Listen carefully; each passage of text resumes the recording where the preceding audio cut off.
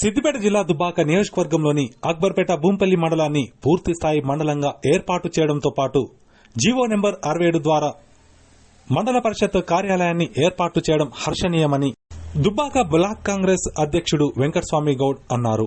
సిద్దిపేట జిల్లా అక్బర్పేట భూంపల్లి మండల కేంద్రంలోని కాంగ్రెస్ పార్టీ కార్యాలయంలో ఏర్పాటు చేసిన మీడియా సమావేశంలో ఆయన మాట్లాడారు.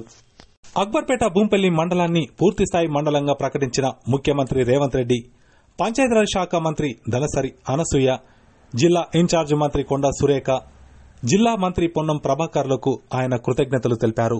కాంగ్రెస్ పార్టీ దుబ్బాక నియోజకవర్గ ఇన్ఛార్జ్ చెరుకు శ్రీనివాసరెడ్డి ఆధ్వర్యంలో మండలాన్ని మరింత అభివృద్ది చేసుకుంటామని వారు తెలిపారు.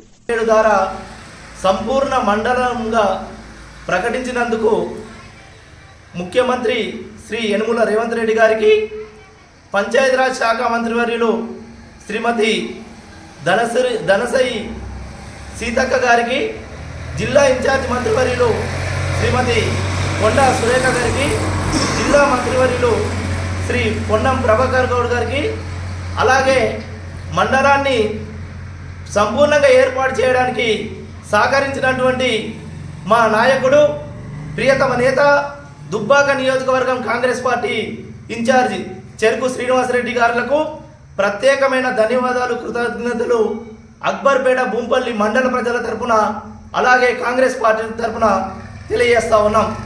గతంలో ఏదైతే బీఆర్ఎస్ పార్టీ ఈ మండల కేంద్రంలో ఖాళీ తహసీల్దార్ కార్యాలయాన్ని ఏర్పాటు చేసి మిగతా కార్యాలయాలు ఏర్పాటు చేయకుండా 3 సంవత్సరాలు తాత్సారం చేసింది.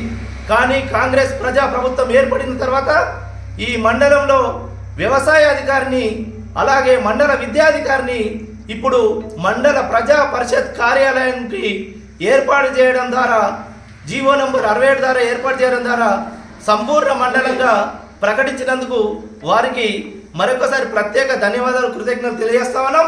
అలాగే రాష్ట్ర ప్రభుత్వం ఏదైతే సంపూర్ణ మండలంగా ప్రకటించిందో దానికి అనుగుణంగా మా దుబ్బాక నియోజకవర్గం ఇన్ఛార్జ్ గారు చెరుకు శ్రీనివాసరెడ్డి గారి సహకారంతో మండలంలో ప్రతి ఒక్క ప్రభుత్వ కార్యాలయాన్ని ఏర్పాటు చేస్తామని చెప్పేసి, మండలాన్ని మరింత అభివృద్ధి బాటలో నడుపుతామని చెప్పేసి ఈ సందర్భంగా తెలియజేస్తా ఉన్నాం. జై కాంగ్రెస్. జై కాంగ్రెస్.